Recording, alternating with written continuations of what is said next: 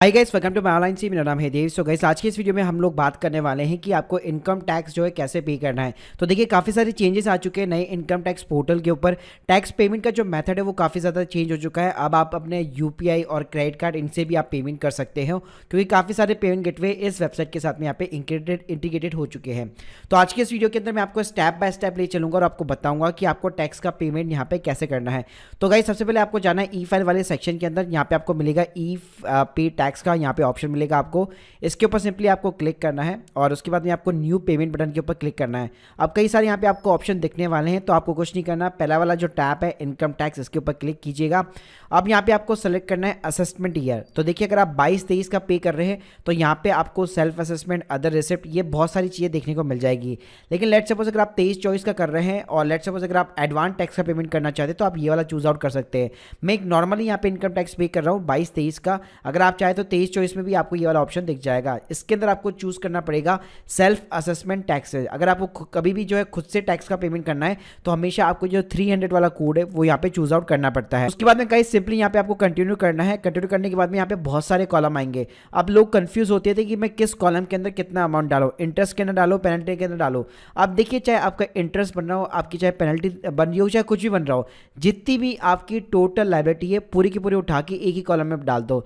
For an example, यहाँ पे मेरी 1000 रुपये की लाइबिलिटी बन रही है क्योंकि मेरा लेट फीस का यहाँ पे पेमेंट होना है, तो मैं पूरा का पूरा अमाउंट उठा के टैक्स वाले कॉलम के अंदर यहाँ पे इंसर्ट कर दूंगा।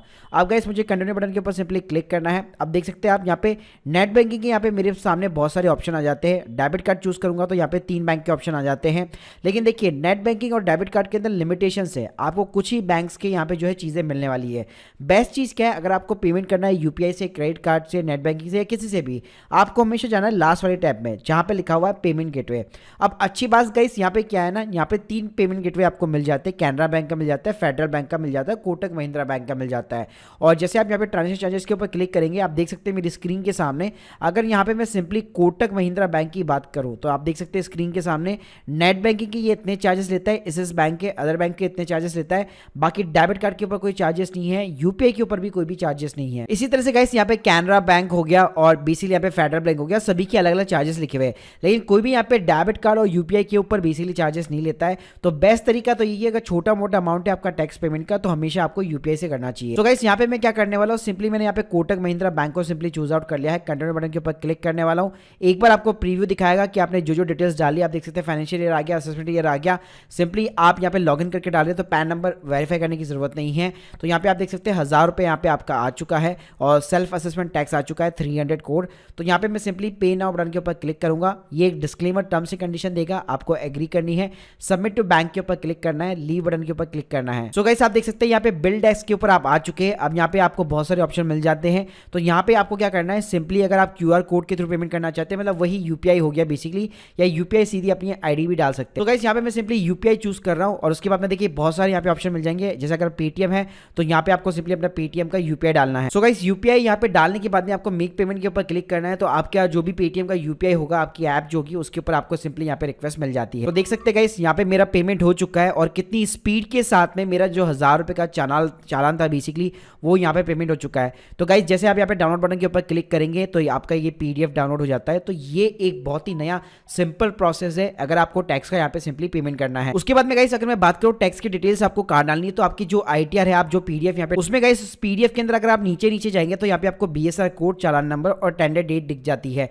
तो आपको क्या करना है, आपका जो टैक्स पेमेंट वाला कॉलम होता है, यहाँ पे आपको एडवांस टैक्स और सेल्फ असेसमेंट टैक्स का ऑप्शन मिल जाता है। यहाँ पे ऐप डिटेल्स के ऊपर आपको क्लिक करना है। सबसे पहले पूछेगा बीएसआर कोड, तो यहाँ पे आपके जो चालान में बीएसआर कोड है उसको कॉपी कर लीजिए, यहाँ पे पेस्ट कर दीजिए। तो गाइस, ये सारी चीजें आपको BSR code, date of deposit और चालान सीरियल नंबर इस पीडीएफ के अंदर मिल जाएगा जो आपने यहाँ पे पेमेंट कर रखा है। बाद में अगर लेट्स सपोज गाइस, अगर आपका चालान यहाँ पे घूम जाता है तो वापस अगर आप यहाँ पे ई पे टैक्स के ऊपर जाएंगे और यहाँ पे आप जनरेटेड चालान के ऊपर क्लिक करेंगे या पेमेंट हिस्ट्री के ऊपर क्लिक करेंगे, तो लेट्स सपोज अगर आपने पेमेंट कर चुके हैं तो यहाँ पे आपको पूरी की पूरी एक ही जगह पे यहाँ पे हिस्ट्री दिख जाती है। तो ये भी बहुत अच्छी बात है। प्लस यहाँ पे आप इस कॉपी को यहाँ पे जो है डाउनलोड भी कर सकते हैं, यहाँ पे आपकी सेव रहेगी। और लेट्स सपोज अगर आपने कोई भी चालान यहाँ पे जनरेट कर रखा है और उसका पेमेंट नहीं किया तो आपको जनरेटेड चालान वाले टैब के अंदर वो चीज़ें यहाँ पे देखने को मिल जाती है। तो गाइस, ये काफ़ी अच्छा एक नया सिस्टम बनाया है यहाँ पे इनकम टैक्स डिपार्टमेंट ने पेमेंट गेटवेज को इंटीग्रेट करके, ताकि यूपीआई के माध्यम से आप बहुत ही इंस्टेंटली तरीके से यहाँ पे पेमेंट कर सको किसी भी बैंक अकाउंट के थ्रू।